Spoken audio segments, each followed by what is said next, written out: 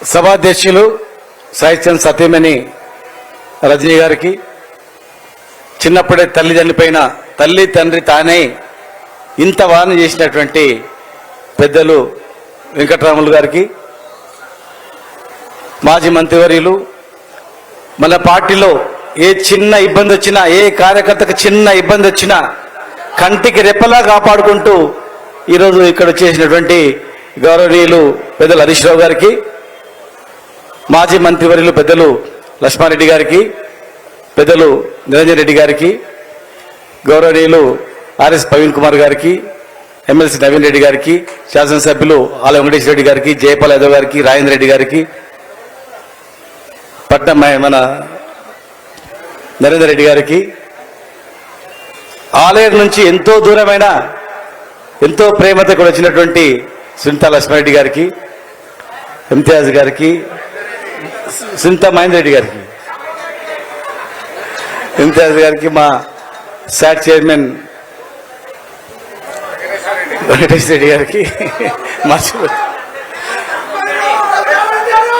పెద్దలు మా అన్న చిట్టెం రామారెడ్డి గారికి, ఎర్రల శ్రీనివాస్ గారికి, హనుమంత నాయుడు గారికి, శ్రీనివాస్ యాదవ్ గారికి, అందరికీ పేరు పేరు నమస్కారం. సాయి చంద్ గురించి చెప్పాలంటే తమరి గురించి ఇక్కడ ఉన్న వాళ్లకు ఒక్కరోజు చెప్పగలుగుతారు. ఆయన గురించి దినమంతా చెప్పినా కూడా ఒడవు ఆయన వచ్చాడు. నాకు ఆయనకున్నటువంటి చిన్న 2-3 సంబంధాలు. మేము తెలంగాణ ఉద్యమంలో 2003, 2004 నుంచి డైరీ ప్రోగ్రాంలు పెట్టేది. అట్లా జనవరి నుంచి జూన్ వరకు నడిపేది. ఎంతోమంది కళాకారులను, ఎంతోమంది వాళ్ళను బ్యాచ్లు ఇచ్చి నడిపించేది. కానీ సాయి చంద్ వచ్చిన తర్వాత, ఇందులో ప్రవేశించిన తర్వాత ఒక్క సాయి చంద్ వస్తే చాలని సాయి చంద్ డేట్ తీసుకునేది. తమ్ముడు నీకు ఏ డేట్ చెప్పు, 6 తారీఖు 5 తారీఖు ఆయన డేట్లు తీసుకొని డిపార్ట్మెంట్ వారిగా పిలుచుకొని ఆయన వచ్చిందంటే ఇక అది 100% సక్సెస్. ఒక మాట చెప్పాలంటే ఇవాళ ఆయన ఉండింటే, ఎలక్షన్లో ఉండింటే చాలా మంది నా దగ్గర అంటారు, అన్న సాయి చంద్ పోయినందుకు కూడా మనం ఓడిపోయినామన్నా, లేకుంటే గెలుస్తుంటేనా అని చెప్పి. ఎందుకు తెలుసా, అది చాలా చిన్న కొంతమంది తీసుకుంటారు అబద్ధాలు. ఇవి అబద్ధాలు అని చెప్పే ఒకే ఒక్క శక్తి సాయి చంద్లో ఉంది.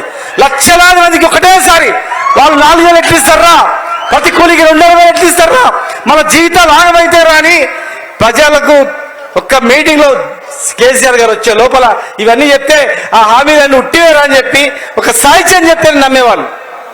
ఆయన లేని లోటు కూడా మన పార్టీకి తీరని లోటు. వాస్తవంగా చెప్పాలంటే కేసీఆర్ గారు ఆయన ఎంతో పెద్ద చూడాలనుండే. చాలా మంది నేను ప్రత్యక్షంగా ఒకరోజు నాకు ఫోన్ చేసింది, సార్ సాయి చంద్ని తమ్ముడిని ఎమ్మెల్సీని చేద్దాం, మీరేం చేస్తావో తెలియదు తమ్మి అని చెప్పిండు. సాయి చంద్ పిలుచుకున్నా. నేను సాయి చంద్ మహబూబ్ నగర్కి పోయినాం, క్యాంప్ ఎట్లా పెడదాం ఎక్కడ పెడదాం అని చెప్పి. ఇద్దరం కలిసి వస్తుంటే కరెక్ట్ అగ్రికల్చర్ యూనివర్సిటీ దాటగానే సార్ ఫోన్ వచ్చింది. తమ్మి ఒక 2-3 వచ్చిండ్రు, ఏదో చెప్తుండ్రు, మరి నిజంగా ఏమనికన్నా తమ్ముడు ఏమైనా ఓడిపోతే కష్టం అవుతుంది, ఆయనను డైరెక్ట్ నామినేట్ చేద్దాం, లేకపోతే ప్రజలు ఓట్లు వేసేదాన్ని నిలబెడదాం, అప్పటి వరకు మనం మంచిగా హోదా ఇద్దాం, చైర్మన్ ఇద్దాం, ఇమ్మీడియట్గా వస్తున్నా సార్ అని చెప్పి సాయి చంద్కి చెప్పి దింపి నేను అటు సార్కు చెప్పిన. కార్పొరేషన్ చైర్మన్ ఇచ్చింది క్యాబినెట్ ర్యాంక్తో. ఆయన అందరితో ఆగకుండే కేసీఆర్ గారు నిజంగా సాయి చంద్ బతికింటే గ్యారంటీగా ఒక ఉన్నతమైన స్థానం గ్యారంటీ నిలబెట్టేవారు. అంత అభిమానం. చనిపోయిన తర్వాత చెల్లెలు రజనీ వచ్చింది, అన్న నాకు ఒక ఉద్యోగం ఇస్తాను ఎట్లా అన్నా అన్నది.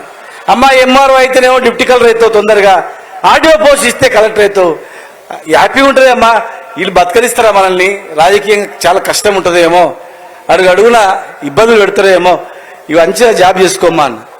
లేదన్నా సాయి చంద్కు మధ్యలో వదిలిపెట్టిపోయింది చైర్మన్, నేను దీనిలోనే ఉంటానా అన్నది. నీ ఇష్టం అమ్మా, ఆలోచన చేసుకో అని చెప్పిన. ఆమె సాయి చంద్ బాటల్లో నేను పయనిస్తా అని చెప్పి దాన్ని ఆమె ఎన్నుకున్నది. ఇవాళ విగ్రహావిష్కరణ చేసి ఇవాళ అందరూ రావడం జరిగింది. ఖచ్చితంగా వేదిక వాళ్ళందరం కూడా ఒక ఆడబిడ్డగా, ఆడపడుచుగా ఆమెకు ఎప్పుడు కూడా అండదండలు మేము ఉంటాం. హరీష్ అన్న మరి వెతికి ఎక్కడ డైమండ్ ఉంటుందో దాన్ని రాయిని డైమండ్ లాగా చేసి ప్రజలకు పరిచయం చేసే వ్యక్తి. మరి సాయి చంద్ను కూడా అట్లనే మరి గొప్పగా చూసుకోవడం జరిగింది. కేటీఆర్ గారు కానీ అందరం కూడా ఈరోజు మన అందరం కూడా ఆయన లేకపోయినా ఆయన కళాకారుడు కాదు, ఆయన కవి గాయకుడు. ఆయన కవి, పెద్ద కవి, ఆయన పెద్ద అద్భుతమైన శక్తి ఉంది. ఆయన ఎంబడి ఒక 15 రోజులు తిరిగిన అనుకో మొత్తం మారిపోతారు. నరేంద్ర రెడ్డి గారు మొత్తం మారిపోయాడు, ఎందుకంటే దళిత ఉద్యమాలు తిప్పిండు. నేను నరేంద్ర రెడ్డి గారు తిరిగినాము.